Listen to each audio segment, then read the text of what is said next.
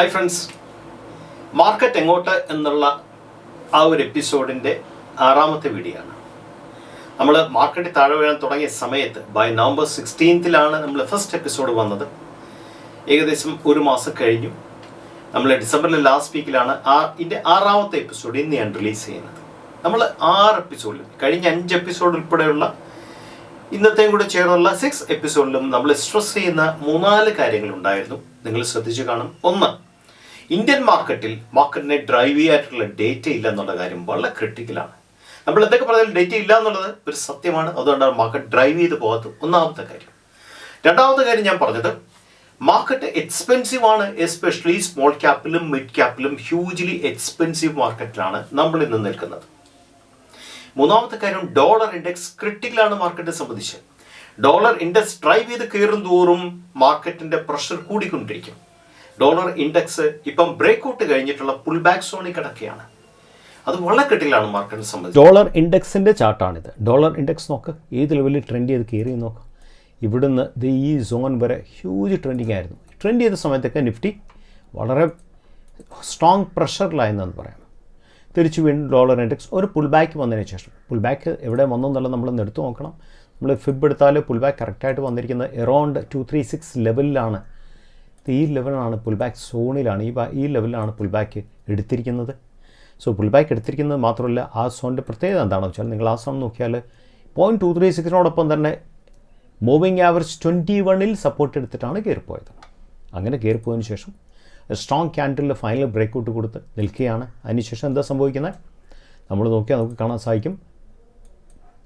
ഇതൊരു break out സോണാണ്. Break out സോണിൽ break out ചെയ്തിട്ട് അവിടെ തന്നെ പുൾ ബാക്ക് നിൽക്കുകയാണ്. പുൾ ബാക്ക് തന്നെ ശരിക്കും പറഞ്ഞാൽ ഇതൊരു ഇൻസൈഡ് ക്യാൻഡിൽ ഡെവലപ്മെൻറ്റ് നിൽക്കുകയാണ്. ഇതാണ് ഇൻസൈഡ് ക്യാൻഡിൽ ഡെവലപ്മെൻറ്റ് നിൽക്കുകയാണ്. ശരിക്കും ഇത് ഡെയിലി ടൈം ഫ്രെയിമാണ്. നമ്മൾ 4 hours നമ്മൾ എടുക്കുകയാണെങ്കിൽ കുറച്ചുകൂടെ ക്ലാരിറ്റി കിട്ടും. ഇതാണ് 4 hours ടൈം ഫ്രെയിം. 4 hours നമ്മൾ ശ്രദ്ധിക്കേണ്ട കാര്യം, ഇതിൻ്റെ ഈ ലോയിൽ നിൽക്കുകയാണ് ശരിക്കും. 4 hours ക്യാൻഡിൽസിൻ്റെ അത് ബ്രേക്ക് ഔട്ട് കൊടുത്ത് പുൾ ബാക്ക് വന്നതിന് ശേഷമുള്ള ഒരു ചെറിയൊരു ഈ ഒരു ലെവലിൽ നിൽക്കുകയാണ് ശരിക്കും. ഇവിടെ എന്താ മനസ്സിലാക്കേണ്ട കാര്യം, ശരിക്കും പറഞ്ഞാൽ റെസിസ്റ്റൻസ് ഇങ്ങോട്ട് നമ്മൾ ട്രെയിൽ ചെയ്ത് മാറ്റിയെന്ന് പറയാം. സോ ഹയർ ലോയിലും ലോവർ ഹൈയിലും നിൽക്കുന്നൊരവസ്ഥയിലാണ് at present dollar index. Dollar index strong ആയിട്ടിരിക്കുന്ന കാലത്തോളം നമ്മുടെ റുപ്പി എപ്പോഴും വീക്കായിക്കൊണ്ടിരിക്കും. നിഫ്റ്റി ഫ്യൂച്ചേഴ്സിൻ്റെ ചാർട്ടാണ്. നമ്മൾ നോക്കിയാൽ മനസ്സിലാക്കാൻ പറ്റുമല്ലോ, അത് ഈ ലെവലിൽ നിന്നും ഈ ലെവലിലൂടെ താഴെ പോയതിന് ശേഷം ചെറിയ പുൾ ബാക്ക് വന്നിട്ട് എന്താ സംഭവിച്ചാൽ, നമ്മളൊരു ഫിബ് എടുത്താൽ കറക്റ്റായിട്ട് നമുക്ക് ക്ലാരിറ്റി കിട്ടും. ഈ ലെവലിൽ നിന്നും ഈ ലെവലിൽ ഒരു ഫിബ് എടുത്താൽ നമുക്ക് ക്ലാരിറ്റി കിട്ടുന്നത് 0.5 ഫിബിലാണ് ഹിറ്റ് ചെയ്തിരിക്കുന്നത്. 0.5 ഫിബിൽ റെസിസ്റ്റൻ്റ് എടുത്തതിന് ശേഷം നേരെ താഴെ പോയി. അതിനുശേഷം ഇന്നലത്തെ ക്യാൻഡിൽ 0.236 റെസിസ്റ്റ് ചെയ്തു ശരിക്കും. ഇവിടെ നിങ്ങൾ നോക്കിയാൽ കറക്റ്റായിട്ട് 236 റെസിസ്റ്റ് ചെയ്തു. 236 മേളിലാണ് ആദ്യം പോയത്. അതിനുശേഷം അതിൻ്റെ താഴെ വന്ന് ക്ലോസ് ചെയ്യുന്ന വെച്ചാൽ ഹ്യൂജ് ബെയറിഷ്നെസ്സിനെയാണ് മാർക്കറ്റിൽ കാണിക്കുന്നത്. So it takes it's on time. അതിനുള്ള ഡേറ്റയെക്കുറിച്ചാണ് ഞാൻ പറഞ്ഞുകൊണ്ടിരിക്കുന്നത്. പക്ഷെ നമ്മൾ ഡേറ്റയോടൊപ്പം ടെക്നിക്കൽ പാർട്ടും കൂടെ വർക്കൗട്ട് ചെയ്യാലും നമുക്കൊരു ക്ലാരിറ്റി കിട്ടത്തുള്ളൂ എന്താണ് കറൻറ്റ് സ്റ്റേറ്റ് എന്ന് മനസ്സിലാക്കാനായിട്ട്. 4ാമത്തെ കാര്യം നമ്മൾ പറഞ്ഞത്, ഇൻ റിയാലിറ്റി മാർക്കറ്റ് എങ്ങനെ പോയാലും excellent result, excellent price escalation കൊടുക്കുന്ന സ്റ്റോക്കുകളുണ്ട്. കഴിഞ്ഞ 2 മാസം കൊണ്ട് 60%, 70% കൊടുത്ത ഏതാനും സ്റ്റോക്കുകൾ മാർക്കറ്റിലുണ്ട് ശരിക്കും. ഈ സ്റ്റോക്കുകളെ നേരത്തെ ക്യാച്ച് ചെയ്യാൻ സാധിക്കുവാണെങ്കിൽ that is the best trading procedure. ശരിക്കും ക്യാച്ച് ചെയ്യാൻ സാധിക്കും എന്നുള്ളതാണ് ഏറ്റവും വലിയ കാര്യം. അടുത്ത പോയിന്റ്, ഫണ്ട് അനാലിസിസ്. സാധാരണ ഫണ്ട് അനാലിസിസ് അല്ല നമുക്ക് വേണ്ടത്. ബിസിനസ് ഫണ്ട് അനാലിസിസിൽ ഏതാനും ക്രിട്ടിക്കൽ പോയിന്റ്സ് മനസ്സിലാക്കാനുണ്ട്. ഇത് മനസ്സിലാക്കാൻ സാധിക്കുവാണ് എങ്കിലുണ്ടല്ലോ താങ്കൾക്ക് നല്ലോണം ഏത് മാർക്കറ്റിലും ഫ്ലോട്ട് ചെയ്യാൻ സാധിക്കും, പൈസ ഉണ്ടാക്കാൻ സാധിക്കും എന്നുള്ള കാര്യത്തിൽ ഒരു സംശയം വേണ്ട. അടുത്ത പോയിന്റ്, ഞാൻ എൻ്റെ വീഡിയോയിലും പറഞ്ഞൊരു പോയിന്റാണ്, നമ്മൾ ബേസിക്കലി മാർക്കറ്റ് സസ്റ്റെയിൻ ചെയ്യണമെങ്കിൽ ബ്രേക്ക്ഔട്ട്സ് സസ്റ്റെയിൻ ചെയ്യണം. ബ്രേക്ക്ഔട്ട്സ് സക്സസ്ഫുൾ ആയിട്ട് വന്നാൽ മാത്രമേ മാർക്കറ്റ് സസ്റ്റെയിൻ ചെയ്യത്തുള്ളൂ. ബ്രേക്ക്ഔട്ട് സസ്റ്റെയിൻ ചെയ്യാത്ത കാലത്തോളം മാർക്കറ്റിന്റെ സസ്റ്റൈനബിലിറ്റി എപ്പോഴും അതൊരു എന്താ പറയുക, ഒരു സെക്കൻഡിന്റെ ഫ്ലാഷിൽ നിൽക്കുന്ന കാര്യമാണ് ശരിക്കും. അപ്പോൾ കൺസിസ്റ്റന്റ് ആയിട്ടുള്ള ബ്രേക്ക്ഔട്ട്സ് ഉണ്ടെങ്കിൽ മാത്രമേ മാർക്കറ്റിന്റെ ട്രെൻഡിൽ ചേഞ്ച് ഉണ്ടായെന്നുള്ള ഏകദേശമായിട്ടുള്ള ഒരു സൈൻ നമുക്ക് കിട്ടത്തുള്ളൂ. ഇന്നത്തെ മാർക്കറ്റിൽ അല്ലെങ്കിൽ ഈ അടുത്ത കാലത്തുള്ള മാർക്കറ്റിലൊക്കെ തന്നെയും പുൾ ബാക്സ് വന്നപ്പോൾ മാത്രമേ ഏതാനും ദിവസങ്ങളിൽ ബ്രേക്ക്ഔട്ട്സ് സസ്റ്റെയിൻ ചെയ്തുള്ളൂ. പിന്നെ വീണ്ടും ബ്രേക്ക്ഔട്ട്സ് ഇൻ ജനറൽ ഫെയിലുവർ ആകാൻ തുടങ്ങി. അതേസമയം ട്രെൻഡ് ചെയ്ത് കയറിയ സ്റ്റോക്കിലൊക്കെ ബ്രേക്ക്ഔട്ട്സ്, ആ ബ്രേക്ക്ഔട്ട് ക്യാൻഡിലാണെങ്കിലും ബ്രേക്ക്ഔട്ട് വോളിയം ആണെങ്കിലും ബ്രേക്ക്ഔട്ട് കഴിഞ്ഞ് വന്നിട്ടുള്ള ആ ഒരു പുൾ ബാക്ക് ക്യാൻഡിൽസിലൊക്കെ ആണെങ്കിലും അത് ശരിക്കും ആ സ്റ്റോക്കിൻ്റെ സ്ട്രെങ്ത്തിനെ കാണിച്ചിരുന്നു എന്നുള്ളതാണ് ഏറ്റവും വലിയ സത്യം. ഇപ്പം നമ്മൾ ശ്രദ്ധിക്കേണ്ട കാര്യം എന്താണ്? മാർക്കറ്റ് എങ്ങനെ പോയാലും സ്ട്രോങ് സ്റ്റോക്കുകളിൽ, ബേസിക്കലി റിലേറ്റീവായിട്ട് പെർഫോം ചെയ്യുന്ന സ്റ്റോക്കുകളിൽ, എക്സലൻറ്റ് ബിസിനസ് ഫണ്ടയിൽ പെർഫോം ചെയ്യുന്ന സ്റ്റോക്കിൽ ഫോക്കസ് ചെയ്യുക എന്നുള്ളതാണ് ഏറ്റവും വലിയ കാര്യം. അത് അൺകോംപ്രമൈസിങ് ആണ് ശരിക്കും. അതുകൊണ്ട് തന്നെ ഈ വരുന്ന Q3 റിസൾട്ട് വളരെ ക്രിട്ടിക്കലാണ്. കാര്യം എന്ന് വെച്ചാൽ ഡേറ്റ വീക്കാണ്. Q2 റിസൾട്ട് ഡേറ്റ വീക്കായതുകൊണ്ടാണ് മാർക്കറ്റ് താഴെ പോയത്. Q3 റിസൾട്ട് ഡേറ്റ കൂടെ വീക്കായി കഴിഞ്ഞാൽ അതൊരു വലിയൊരു ചോദ്യചിഹ്നമാണ്. അതുകൊണ്ട് തന്നെ Q3 റിസൾട്ട് ഡേറ്റ വളരെ കെയർഫുള്ളായിട്ട് അനലൈസ് ചെയ്യുകയും ചെയ്യണം. Q3 റിസൾട്ട് ഡേറ്റയിൽ വരുന്ന ബിസിനസ് ഫണ്ടിൽ പെർഫോം ചെയ്യുന്ന സ്റ്റോക്കുകളെ നിങ്ങൾക്ക് ക്ലിയർ ആയിട്ട് ഒബ്സർവ് ചെയ്യാൻ സാധിക്കും. അതിനുവേണ്ടി തീർച്ചയായും ഈ വരുന്ന റിസൾട്ട് സീസണിൽ താങ്കൾ കൂടുതൽ ടൈം സ്പെൻഡ് ചെയ്യണം. കാര്യം ഇറ്റ് ഈസ് യുവർ മണി, താങ്കളുടെ ക്യാപിറ്റലാണ്. താങ്കൾ എന്തുമാത്രം അതിന് വേണ്ടി സ്പെൻഡ് ചെയ്യുന്നു, എന്തുമാത്രം എഫർട്ട് എടുക്കുന്നു, അത്രയും താങ്കളുടെ ക്യാപിറ്റൽ താങ്കൾ സപ്പോർട്ട് ചെയ്യും. ശരിക്കും നമ്മൾ എഫർട്ട് മാറ്റി വെച്ചിട്ട് നമ്മൾ ബ്ലൈൻഡായിട്ട് അപ്രോച്ച് ചെയ്താൽ അതിന് പറ്റിയ ഒരു മാർക്കറ്റിലല്ല നമ്മൾ നിൽക്കുന്നത്.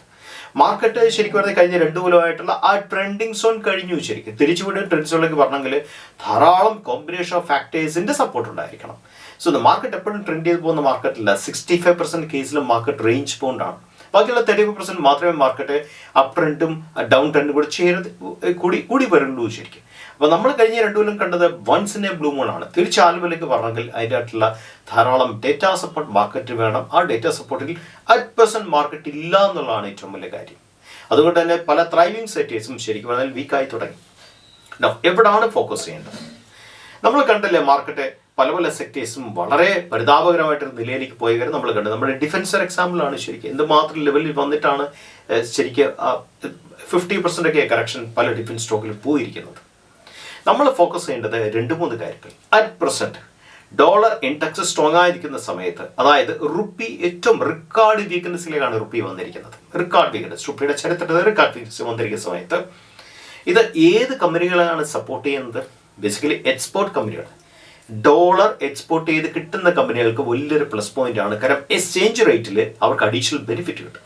അത് ഈ കമ്പനികളുടെ എബിറ്റയെ സപ്പോർട്ടുള്ള സാധ്യത ഉണ്ട് ഈ വരുന്ന Q3 റിസൾട്ടിൽ. അപ്പോൾ എങ്ങനത്തെ കമ്പനികളിലാണ് നമ്മൾ ഫോക്കസ് ചെയ്യേണ്ടതെന്ന്? എക്സ്പോർട്ടിൽ കൂടുതലായിട്ട് ഫോക്കസ് ഉള്ള കമ്പനികൾ. എക്സ്പോർട്ട് എന്ന് വെച്ചാൽ എങ്ങനത്തെ എക്സ്പോർട്ടാണ്? യൂറോപ്പിലേക്കും US-ലേക്കുമുള്ള എക്സ്പോർട്സിൽ ഫോക്കസ് ആയിട്ടുള്ള കമ്പനികളുടെ എബിറ്റ ഈ ഡോളർ റുപ്പി പാരിറ്റിയിൽ വന്ന ഒരു പ്ലസ് പോയിന്റ് കൊണ്ട് അവർക്ക് കൂടുതൽ എബിറ്റ വരാനുള്ള സാധ്യതകളുണ്ട്. അതാണ് ഒന്നാമത്തെ കാര്യം. അതിൻ്റെ ഒരു എക്സാമ്പിളാണ് ഫാമയിൽ ഫോക്കസ് ചെയ്യേണ്ട ചില പ്രത്യേക സെക്ടേഴ്സ് ഉണ്ട്. CDMO, കോൺട്രാക്ട് മാനുഫാക്ചേഴ്സിനെ നിങ്ങൾ കൂടുതലായിട്ട് ശ്രദ്ധിക്കുക. കാരണം കോൺട്രാക്ട് മാനുഫാക്ചേഴ്സ് വളരെ ക്രിട്ടിക്കൽ ആയിട്ടുള്ള ഇമ്പാക്റ്റ് ആണ് കഴിഞ്ഞ 3-4 മാസം ഫാർമ സെക്ടറിൽ ചെലുത്തിയിരിക്കുന്നത്. സോ ഫാർമ എസ്പെഷ്യലി യൂറോപ്പിലും US-ലും എക്സ്പോർട്ട് ചെയ്യുന്ന ഫാർമ കമ്പനീസിൻ്റെ റിസൾട്ട് നിങ്ങൾ കൂടുതലായിട്ട് ഫോക്കസ് ചെയ്യുക. ഏതെല്ലാം കമ്പനികൾക്കാണ് എബിറ്റ ഇതുകൊണ്ട് മെച്ചം വന്നതെന്നുള്ള കാര്യം നിങ്ങൾക്ക് റിസൾട്ട് വരുമ്പോൾ കൂടുതലായിട്ട് നിങ്ങൾക്ക് റിസൾട്ടിനോടൊപ്പം തന്നെയുള്ള ഇൻവെസ്റ്റർ പ്രസന്റേഷൻ്റെ അകത്തുള്ള ഡീറ്റെയിൽ നിങ്ങൾ കൂടുതലായിട്ട് ശ്രദ്ധിക്കുക. കാര്യം ഫാമയെ സംബന്ധിച്ച് @% എൻവിറോൺമെന്റ് വളരെ സപ്പോർട്ടീവ് എൻവിറോൺമെന്റാണ് ഫാമ നിൽക്കുന്നത്. പക്ഷേ എല്ലാ കമ്പനികളും പെർഫോം ചെയ്യുന്നത് വെച്ചാൽ നമുക്ക് ഒരിക്കലും അത് യെസ് എന്ന് പറയാൻ സാധിക്കത്തില്ല. ഏതെല്ലാം കമ്പനികളുടെ എബിറ്റയാണ് ബിക്കോസ് ഓഫ് എക്സ്പോർട്സിലുള്ള ആ എക്സ്ചേഞ്ച് റേറ്റിന്റെ വ്യത്യാസമുണ്ട്. ഏതെല്ലാം കമ്പനികൾക്കാണ് അതിന്റെ പ്ലസ് പോയിന്റ് കിട്ടിയിരിക്കുക എന്നുള്ള കാര്യം റിസൾട്ട് വരുമ്പോൾ മാത്രമേ നമുക്ക് എടുത്തു പറയാൻ സാധിക്കത്തുള്ളൂ. അപ്പോൾ ഫാമ ഒരു സെക്ടറാണ് ഫോക്കസ് ചെയ്യാനായിട്ട്. അതുപോലെ തന്നെ പല പല സ്പെഷ്യലൈസ്ഡ് സെക്ടേഴ്സ് ഉണ്ട്. വേർ ഡോളർ സ്ട്രോങ് ആയതുകൊണ്ട് റുപ്പി വീക്കായ സമയത്ത് ആ എക്സ്ചേഞ്ച് റേറ്റിൽ പ്ലസ് പോയിന്റ് കിട്ടുന്ന ധാരാളം കമ്പനികൾ വേറെയുണ്ട്. ഫോർ എക്സാമ്പിൾ ശരിക്കും പറഞ്ഞാൽ വാട്ടർ ട്രീറ്റ്മെന്റ് കമ്പനീസ്, പല കമ്പനികളും അക്രോസ് വേൾഡ് വർക്ക് ചെയ്യുന്ന കമ്പനിയാണ്. കൂടുതലും യൂറോപ്പിലും US-ലും ഫോക്കസ്ഡ് ആയിട്ടുള്ള പല കമ്പനികൾ ധാരാളമുണ്ട്. ഇങ്ങനത്തെ കമ്പനികളെ കണ്ടുപിടിക്കുക, ഇങ്ങനെ കമ്പനികളുടെ റിസൾട്ടിനെ ഫോളോ ചെയ്യുക, ഇങ്ങനത്തെ കമ്പനികൾ ശ്രദ്ധിക്കുക എന്നുള്ളത് ഇപ്പോഴത്തെ ദിസ് ജംഗ്ഷനിൽ വളരെ ക്രിട്ടിക്കൽ ആയിട്ടുള്ള കാര്യമാണ്. കാര്യം ഇപ്പം ഡോളർ സ്ട്രോങ് ആകുമ്പം റുപ്പി വീക്കായി നിൽക്കുന്ന ഒരു അവസ്ഥയിൽ ബേസിക്കലി US-ലും യൂറോപ്പിലും ഫോക്കസ്ഡ് ആയിട്ടുള്ള കമ്പനികൾ, എക്സ്പോർട്ട് ഫോക്കസ്ഡ് ആയിട്ടുള്ള കമ്പനികളിൽ എക്സ്പോർട്സ് കൂടുതലും അതിൻ്റെ പ്ലസ് കിട്ടാൻ സാധ്യതയുള്ള കമ്പനികളിൽ നിങ്ങൾ കൂടുതലായിട്ട് ഫോക്കസ് ചെയ്യുക. ഫോക്കസ് ചെയ്തുകൊണ്ട് കാര്യം മാത്രമല്ല, ഇങ്ങനത്തെ കമ്പനി റിസൾട്ട് വരാൻ നേരത്ത് റിസൾട്ടിനെ അനലൈസ് ചെയ്യുക, എബിറ്റയിൽ എന്തുമാത്രം ഇമ്പാക്റ്റ് ഉണ്ടാക്കിയിട്ടുണ്ടെന്നുള്ള കാര്യം മനസ്സിലാക്കുക എന്നുള്ളത് വലിയൊരു ഫാക്ടറാണ് ഈ Q3 സീസണിൻ്റെ ട്രേഡുമായിട്ട് ബന്ധപ്പെട്ട്. So that is uncompromising. രണ്ടാമത്തെ കാര്യം, നമ്മുടെ 2 ബിഗ് ഇവൻ്റ് ആണ് ഫെബ്രുവരി മാസം വരാൻ പോകുന്നത്. ഒന്ന് സെൻട്രൽ ബഡ്ജറ്റാണ്, രണ്ടാമത്തെ കാര്യം RBIയുടെ മീറ്റാണ്. സോ സെൻട്രൽ ബഡ്ജറ്റ് എങ്ങനെയായിരിക്കും എന്നുള്ള കാര്യത്തിൽ നമുക്ക് മുൻവിധികളൊന്നുമില്ല. സെൻട്രൽ ബഡ്ജറ്റ് പല കാര്യത്തിൽ സപ്പോർട്ടീവ് ആയിട്ടുള്ള ബഡ്ജറ്റാണ് വരുന്നതെങ്കിൽ അത് മാർക്കറ്റിനെ ഇമ്പാക്റ്റ് ചെയ്യാനായിട്ടുള്ള ഡേറ്റ ക്രിയേറ്റ് ചെയ്യാൻ ആ സെൻട്രൽ ബഡ്ജറ്റിന് സാധിക്കും. അത് വലിയൊരു കാര്യമാണ്. രണ്ടാമത്തെ കാര്യം, ഇൻട്രസ്റ്റ് റേറ്റ് കുറയ്ക്കുമോ ഇല്ലയോ എന്നുള്ളത്. RBIയുടെ ക്രിട്ടിക്കൽ ഡിസിഷനാണ് ഫെബ്രുവരി വരുന്നത്. ഇൻട്രസ്റ്റ് റേറ്റിൽ എന്തെങ്കിലും ഗ്രോത്ത് സംഭവിച്ചാലും സ്ട്രോങ് ഡേറ്റയിലേക്ക് വരാനുള്ള സാധ്യതകളുണ്ട്. നമ്മളെ സംബന്ധിച്ച് സ്ട്രോങ് ഡേറ്റയാണ് അറ്റ് പ്രസന്റ് നമുക്ക് ആവശ്യം. ഈ ഡേറ്റയിൽ നിന്ന് വേണം ശരിക്കും മാർക്കറ്റ് ഒരു തിരിച്ചൊരു സപ്പോർട്ടൊക്കെ കിട്ടി തിരിച്ച് കയറാനായിട്ട്. അറ്റ് പ്രസന്റ് ഡേറ്റയുടെ വീക്ക്നെസ്, ഇത് 6ാമത്തെ വീഡിയോയിൽ ഞാൻ എടുത്തു പറയുന്നു, ഡേറ്റ വീക്ക് ആണെന്നുള്ള കാര്യം. നമ്മൾ Q3 റിസൾട്ട്, അതുകൊണ്ടാണ് ഇവരുടെ Q3 റിസൾട്ട് എക്സ്ട്രീംലി വളരെ സിഗ്നിഫിക്കൻ്റ് ആയിട്ട് മാറിയിരിക്കുന്നത്. കാരണം Q2 റിസൾട്ട് വീക്കായി കഴിഞ്ഞ് വരുന്ന നെക്സ്റ്റ് റിസൾട്ടാണ്. ശ്രദ്ധിക്കേണ്ട ഡോളർ ഇൻഡെക്സ് ഭയങ്കര സ്ട്രോങ് ആയിട്ടിരിക്കുന്ന സമയത്താണ് നമ്മുടെ ഫോക്കസിൽ നമ്മൾ വ്യത്യാസം വരുത്തിയേ തീരൂ ഇവരുടെ Q2 റിസൾട്ടുമായിട്ട് ബന്ധപ്പെട്ട്. എങ്കിൽ മാത്രമേ നമുക്ക് സ്ട്രോങ് ആയിട്ട് കമ്പനികളെ കണ്ടെത്താൻ സാധിക്കത്തുള്ളൂ. ഇതിനോടൊപ്പം തന്നെ ഡേറ്റയുടെ സപ്പോർട്ടും കൂടെ വരുവാണെങ്കിൽ, RBI ഡേറ്റയുടെ സപ്പോർട്ട്, അതുപോലെ തന്നെ സെൻട്രൽ ഗവൺമെൻറ് ബജറ്റിൻ്റെ സപ്പോർട്ടൊക്കെ വരുവാണെങ്കിൽ തീർച്ചയായും മാർക്കറ്റിൽ പോസിറ്റീവ് ഇമ്പാക്റ്റ് ഉണ്ടാക്കാൻ സാധിക്കും എന്നുള്ള കാര്യത്തിൽ സംശയം വേണ്ട. പക്ഷേ ഇതൊക്കെ മുൻവിധികൾ നമുക്കില്ല. നമുക്ക് കാത്തിരുന്ന് കാണാം എങ്ങനെയാണ് ഡേറ്റ സപ്പോർട്ട് എമേർജ് ചെയ്യുന്നുള്ളത്. നമുക്ക് കാത്തിരുന്ന് കാണാൻ സാധിക്കും. മറ്റൊരു വീഡിയോക്ക് വീണ്ടും കണ്ടുമുട്ടാം. സായി.